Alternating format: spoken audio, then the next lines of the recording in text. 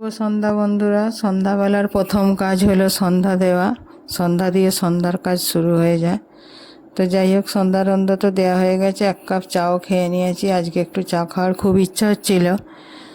তো ছেলেকে ভরসা করব, ছেলে এখনও এসে পৌঁছায়নি, ওই জন্য একা একাই চা খেয়ে নিয়েছি। তো যাকে চাটা খেয়ে এবার বসে পড়েছি আনাজ কাটতে। কারণ এখন একটু আলাদা আলাদা রান্না হচ্ছে, তো বরের জন্য আলাদা আর আমার ছেলের একটু আলাদা আলাদা রান্না করছি। তো ওই জন্য কি একটু আনাজগুলো গুছিয়ে কেটে বেটে রাখলে তাহলে সকালবেলা রান্নাটা একটু তাড়াতাড়ি মোটামুটি হয়ে যায়। নাহলে আলাদা আলাদা রান্না করতে সময় অনেকটাই বেশি লেগে যায়। তো এই জন্য আনাজগুলো কেটে নিচ্ছে। আর তাছাড়া কিছু বাড়তি সবজি রয়ে গেছিলো, যেটা সকালে 2-3 পদ সবজি কেটে রান্না করাটা খুবই অসুবিধা হয়ে যায়। তো এই জন্য বসে পড়েছি সবজিগুলো নিয়ে সমস্ত কাটতে। তারপর তো লাইন দিয়ে এক গাদা কাজ আছেই। তো বৃষ্টিটা আজকে একটু থেমেছে, রোদটা বেশ উঠেছে, একটু ভালোই লাগছে দিনটা। গরমটাও খুব বেশি নেই, কিন্তু হ্যাঁ ওপরের ঘরে গরমটা আছে মোটামুটি। তো এইখানে গরমটা নেই। আনাজগুলো কাটি, এবার কেটে আবার রাতে রান্না করব। তো আজকে রাতে বিশেষ কিছু রান্না বান্না করব না, দুপুরের সামান্য তরকারি আছে। আর একটু আজকে শর্টকাট রান্নাই সারব। মনে করছি কি আলু সিদ্ধ আর ডিম ভাজা রুটিই করব। তো একটুখানি এবার বরের জন্য কি করব, এই চিড়ের পায়েস করে দেবো আর কি, দুধ দিয়ে। এই খাবারগুলোই হবে, আর কিছু নেই। এই আনাজটা কেটে নিই।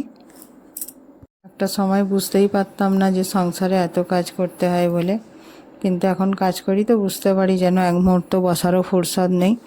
কাজের পর কাজ। রাতে রান্না বান্না করে খাওয়া দাওয়া হয়ে গেছে। এবার বাসন টাসনগুলো মাজছি, তারপরে শুতে চলে যাব।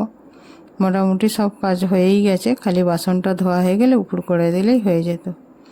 বর যখন একটু সুস্থ আগে সব সময় ও বাসনগুলো চলে এলে যদি কারখানা থেকে এসেছে তো তাহলে রাতে উপর করে দিত। কিন্তু এখন যেহেতু একটু শরীরটা খারাপ, না বলে এমনি তো দাঁড়িয়ে উপর করতে আমার কোনো কষ্ট নেই, করে দিতে চায় আমার তাড়াতাড়ি হয়ে যাবে বলে, কিন্তু আমি করতে দিই না। আস্তে আস্তে করে নেব, একটুখানি সময়টা বেশি লেগে যায় এই আর কি।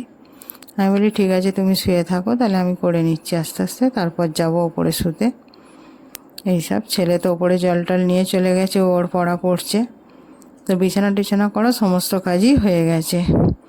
এবার বাসনটা ধুয়ে চলে যাব। আগে হলে খেয়ে দিয়ে হাত ধুয়ে, বিয়ের আগে তখন খেয়ে দিয়ে হাত ধুয়ে শুয়ে পড়তাম। অবশ্য তখন দেশে ঘরের আমার তো দেশে বাপের বাড়ি গ্রামের দিকে, তো ওখানে আবার রাতে বাসন মেজে রাখার চলটা খুব একটা ছিল না। ওদের সকালে উঠেই প্রচুর কাজ থাকতো।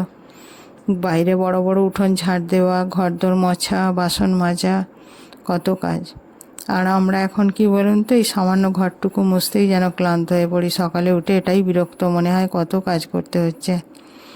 মারা তখন 3-4টে করে তাদের সন্তানদের সামলেছে। তবে অবশ্য এখনকার মতো এতটাই পড়াশোনা করাবো, বাচ্চাদের মানুষ করব, এই চলটা তখন কম ছিল। তারা যেন সংসারটাকে আঁকড়ে ধরেই শুধু বাঁচত। আমাদের যেমন চারপাশে জীবনে আরও লক্ষ্য আছে। শুভরাত্রি বন্ধুরা, সবাই ভালো থাকবেন। টাটা। আবার নতুন একটা ব্লগে দেখা হবে।